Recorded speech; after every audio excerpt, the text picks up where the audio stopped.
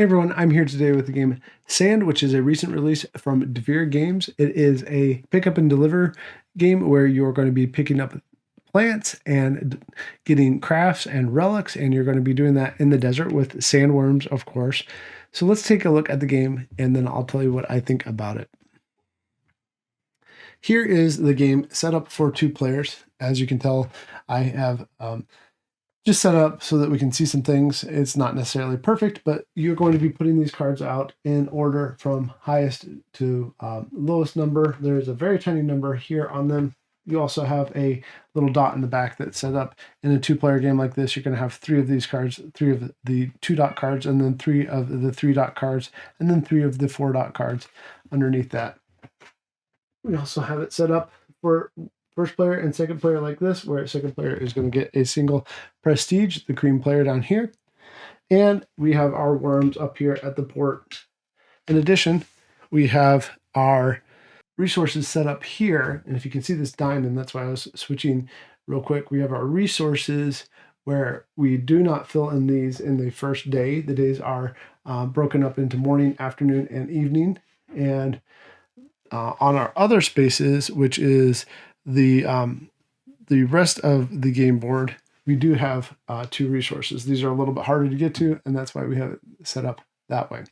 On the player boards, you can see that we should have 15 health on both the hydration and the food, and then the health bar should be at 10, 0 for the players, 0 for prestige for the first player, and 5 money for each player. The players also have these songs. I shouldn't have had a song on the board for anybody, but there's songs for first and second players. We have our shelters here that are kind of like warehouse things. And the second player also gets this single prestige. In a 3 and 4 player game, the third player will get 2 prestige and the fourth player will get 3 prestige. We also have our companions over here, which I will go over briefly. The companions are things like the shaman, and the shaman is going to give you, you can turn your relics into rocks, and then also they give you access to the acolytes, and you cannot use, on those cards that we saw at the beginning, you cannot use anything but the immediate effect. You can't use the end of game scoring effect, so you're either going the shaman route or the end of game scoring route with shamans. The next thing we have is an upgrade to our worm, where it can carry 2 goods instead of 1 in its carry spots. And that's what that looks like. We also have this companion who allows you to travel twice instead of once with a single action token. The next one allows you to heal with a single action token, black or white, instead of just using 2. And I know that it's hard to see the white there, but it is there. So there's a black or white. Use a single one instead of both of them. And that's what the main actions are going to look like, is that we're going to be taking actions here. We also have a 4th action that is covered up at the beginning, but let's say this was my role. I could use 6 to move. I could use these ones to carry things like white or black plants. But when I pick things up, they take up spaces in my action slot. So I'm effectively less actions, but I declare whatever actions I'm going to have at the beginning of my turn. If an action is filled with a token, it'll be like this. And then I would have a good in that spot, which prevents me from using that action this time. And as I upgrade my worm, which is the second one here, then I can get that 4th action spot open too. This is not an action spot that you get. That way what it is you use it to remind you that you've used your second travel here. So when you have this companion upgraded, you can use that second travel. That's why you have 2 spots there for that. And you are going to be taking actions on your turn during the morning, evening, and night to do things like travel down here, spending the appropriate things. So these grass roads cost 3 hydration, 1 food, and 1 health. That is here, and a 4 pip die. And if we want to, we have a similar cost on the stone roads. The stone roads are 3 hydration, 2 food, and 1 health. And they cost a 4 pip die also. But then we have the easy, these quick paths, these shortcuts that are dirt, and they cost 2 hydration, 5 food, and 4 health. but you also have to have a 6 pip die. We're going to be doing things like that where we deliver the plants in these spaces, deliver the crafts in these spaces, and the relics down here. Or if we have our shaman, then we can turn relics into stones, get additional points. But it's more about using the acolyte network. If we have our shaman active, then we can use the acolytes by paying them a coin to deliver goods to our warehouse. When we put our warehouse out, we get to decide where it goes on the board, and then we can deliver those wherever we need to. Maybe we need to deliver blues down here. And the next thing I want to tell you about is these major and minor tribes on the encampments, which are here and here, but we'll just take a look at the top ones.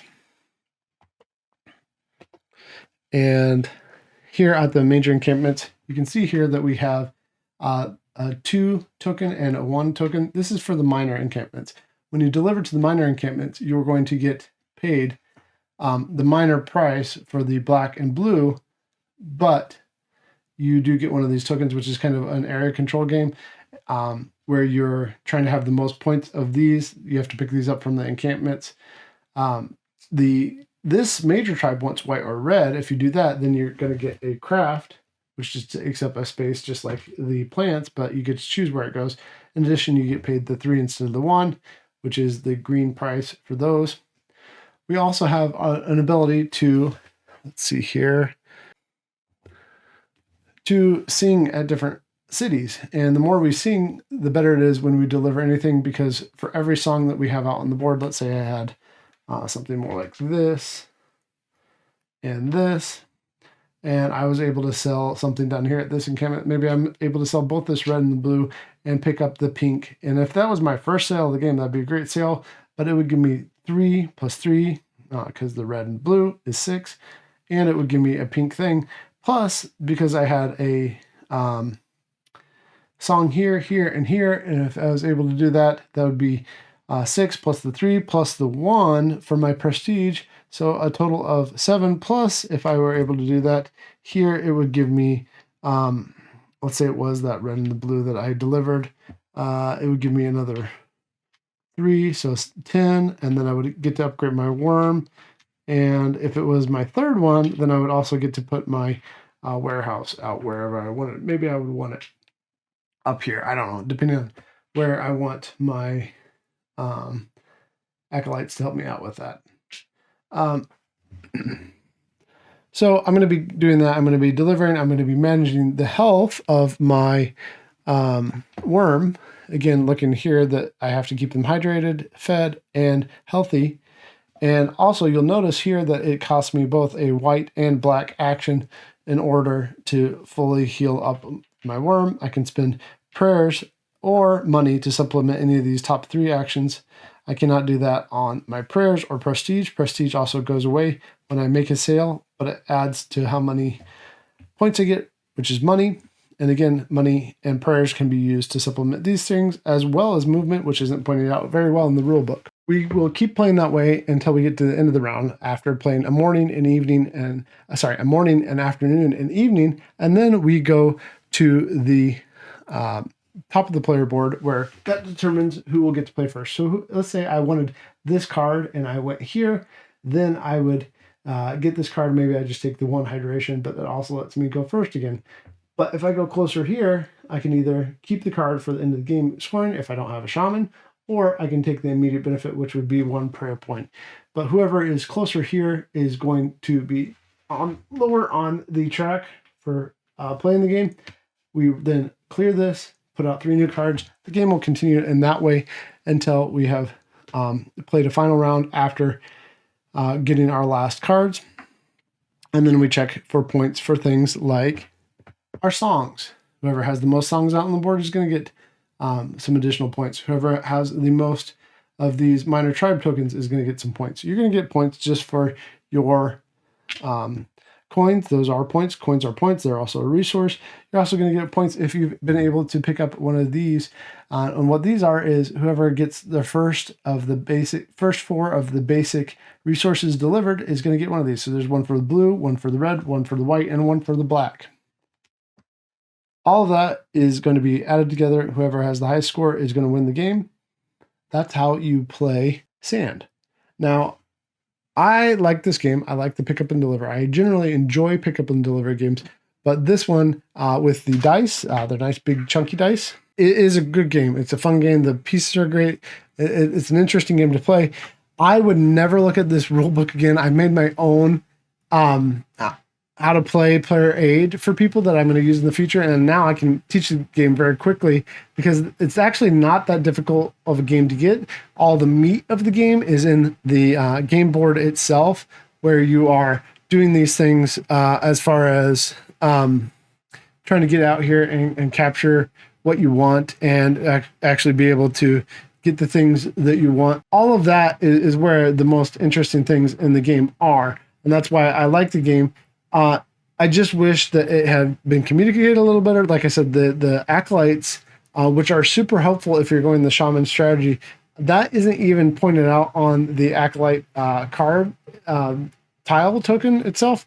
And some of the other things, like the fact that you can spend prayer and money is there in the rule book, but it's kind of hard to find.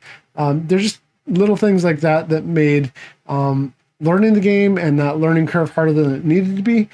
So I would recommend that if you have questions about the game or you want to know about the game, either leave those questions in the comments or there's some great other how to play videos. I thought about doing a how to play video for this game, but honestly, it would take a little while because I think part of the how to play for this game, and maybe I still will, I might just do a whole solo playthrough or like a 2-player mock playthrough through like 1 day or 2 days, because part of what is going on in this game is that the choices really are about player interaction though, and where you choose to pick up and where you're trying to get those delivery things done.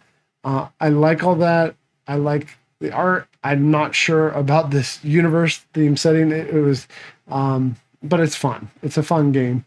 Let me know what you think of Sand, and happy gaming. I'll catch you later.